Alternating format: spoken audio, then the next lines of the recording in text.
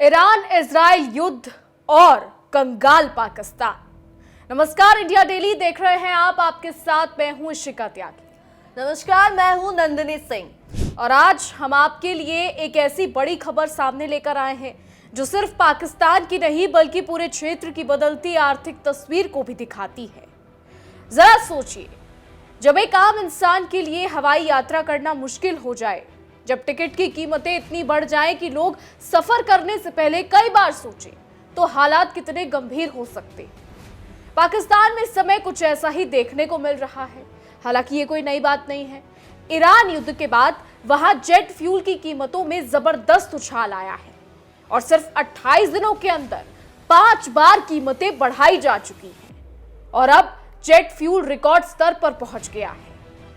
ये सिर्फ एक आंकड़ा नहीं है, बल्कि उस बढ़ते दबाव की कहानी है जो आम यात्रियों और पूरी एविएशन इंडस्ट्री पर साफ नजर आ रहा है।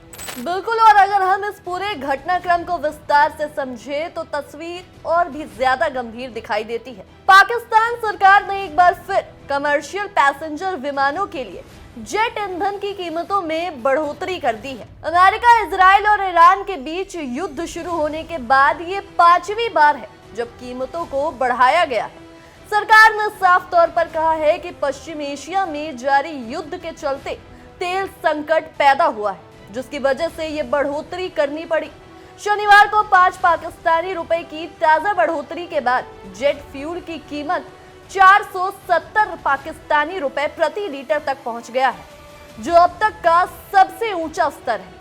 ये अपने आप में एक बड़ा संकेत है कि हालात कितनी तेजी से बदल रहे हैं। अगर हम पिछले कुछ दिनों के आंकड़ों पर नजर डालें तो बदलाव और भी चौंकाने वाला लगता है। और वो क्यों, समझिए। 1 मार्च को जेट फ्यूल की कीमत सिर्फ 188 यानी 188 पाकिस्तानी रुपए प्रति लीटर थी, लेकिन 28 मार्च तक यही कीमत बढ़कर 476 यानी 476 रुपए प्रति लीटर हो गई। यानी महज 28 दिनों में 288 रुपए प्रति लीटर की बढ़ोतरी।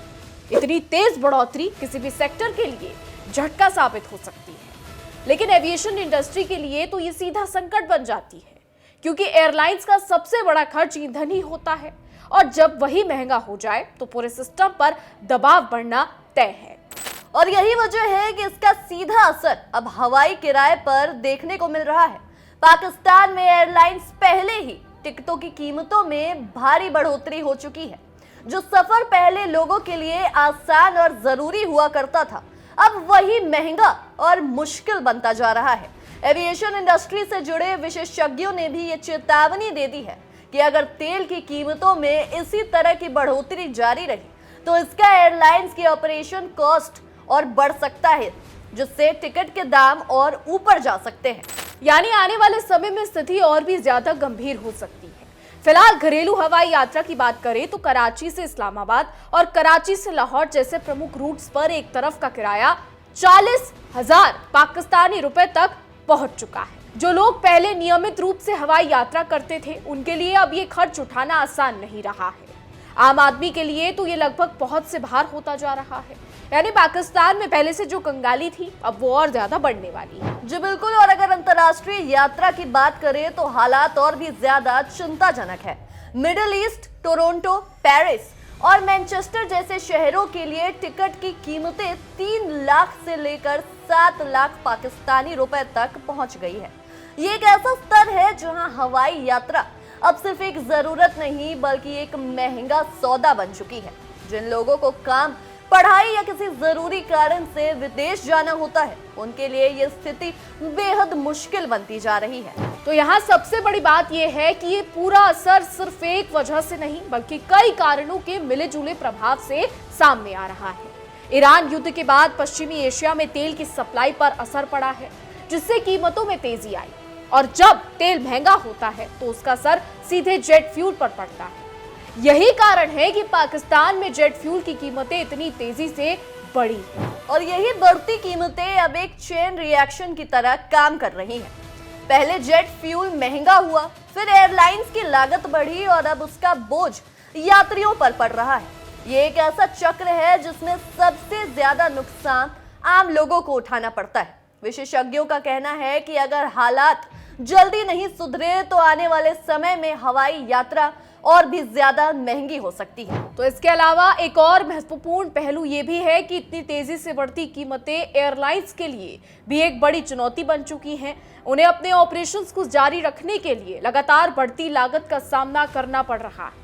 एयरलाइंस को अपने खर्चों को मैनेज करने के लिए टिकट की कीमतों में बार बार बदलाव करना पड़ रहा है, जिससे बाजारों में अनिश्चितता का माहौल बन गया है और यात्रियों के लिए प्लानिंग करना भी मुश्किल होता जा रहा है। इसके साथ ही स्थिति ने यात्रियों के व्यवहार पर भी असर डालना शुरू कर दिया है। लोग अब गैर जरूरी यात्राओं को टाल रहे हैं और हवाई सफर के बजाय दूसरे विकल्प तलाशने लगे हैं। लेकिन जिनके लिए यात्रा करना जरूरी है, उनके पास कोई विकल्प नहीं बचता और उन्हें बढ़ी हुई कीमतों पर ही टिकट लेना पड़ता है। यही वजह है कि पाकिस्तान में हवाई यात्रा धीरे धीरे एक लग्जरी बनता जा रहा है। तो कुल मिलाकर तस्वीर बेहद साफ है। पाकिस्तान इस समय एक ऐसे दौर से गुजर रहा है जहां जेट फ्यूल की कीमतों में बेतहाशा बढ़ोतरी ने पूरे एविएशन सेक्टर को हिलाकर रख दिया है। 28 दिनों में 5 बार कीमत बढ़ना, 288 रुपए प्रति लीटर का उछाल और अब रिकॉर्ड स्तर पर पहुंच चुकी कीमतें, ये सब मिलकर एक बड़े आर्थिक दबाव की ओर इशारा कर रही है। और इसका सबसे बड़ा असर आम यात्रियों पर पड़ रहा है, जो हर बढ़ती कीमत के साथ और ज्यादा परेशान होते जा रहे हैं।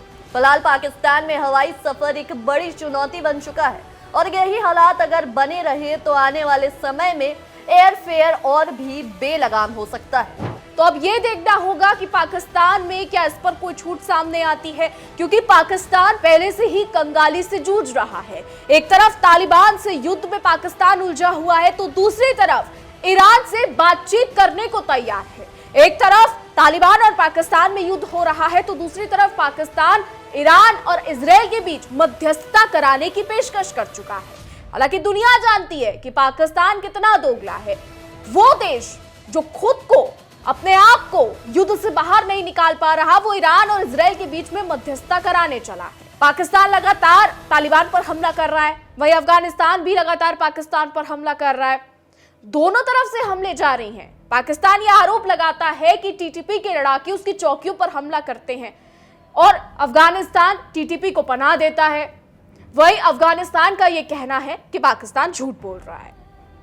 दोनों देशों के बीच में मध्यस्थता की बात हुई, पहले कतर में हुई, उसके बाद तुर्की में हुई, लेकिन उसका फायदा कुछ नहीं निकला। दोनों के बीच लड़ाई जारी थी और अभी कुछ ही समय पहले, यानी कुछ ही दिनों पहले ईद के मौके पर 18 तारीख की मध्यरात्रि को यह तय हुआ कि अब 18 तारीख की मध्यरात्रि से लेकर 23 तारीख की मध्यरात्रि तक सीज फायर रहेगा। पाकिस्तान की तरफ से बयान आया कि सऊदी, कतर और तुर्की के कहने पर सीज फायर रहेगा। वहीं अफगानिस्तान भी यही चीज कही, लेकिन उसके बाद अगले ही दिन दोनों देशों के बीच में लड़ाई शुरू हो गई और अफगानिस्तान ने वजह दी कि पाकिस्तान ने कुनार प्रांत पर उसके लोगों पर हमले किए, एयर स्ट्राइक की।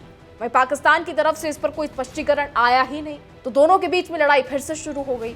और अब ऐसे में ईरान और इजराइल युद्ध के बीच इस तरीके के प्राइजेस बढ़ना पाकिस्तान के लिए बड़ी मुश्किल खड़ी कर सकता है, क्योंकि रिपोर्ट्स ये दावा करती हैं कि पाकिस्तान में डॉक्टर्स, इंजीनियर्स पाकिस्तान छोड़कर जा रहे हैं। एक बेहतर करियर की तलाश में वो बाहरी देशों में जा रहे हैं, फिर चाहे वो खाड़ी के देश हो या फिर वो चाहे यूरोप के देश हो। तो ऐसे में ये देखना होगा कि पाकिस्तान की मुश्किलें आने वाले समय में और ज्यादा बढ़ती है या फिर और ज्यादा कम होती है। बहरहाल ये तो आने वाला समय ही बताएगा कि क्या कुछ होता है। फिलहाल हमारी आज की रिपोर्ट में बस इतना ही। देश और दुनिया की तमाम बड़ी खबरें जानने के लिए देखते रहिए इंडिया डेली। देखिए इंडिया डेली 24/7 अब आपकी स्मार्ट टीवी पर। इंडिया डेली मौजूद है सभी डिजिटल प्लेटफॉर्म पर लाइव और लगातार। इंडिया डेली 24/7 हर दिन राष्ट्र को समर्पित।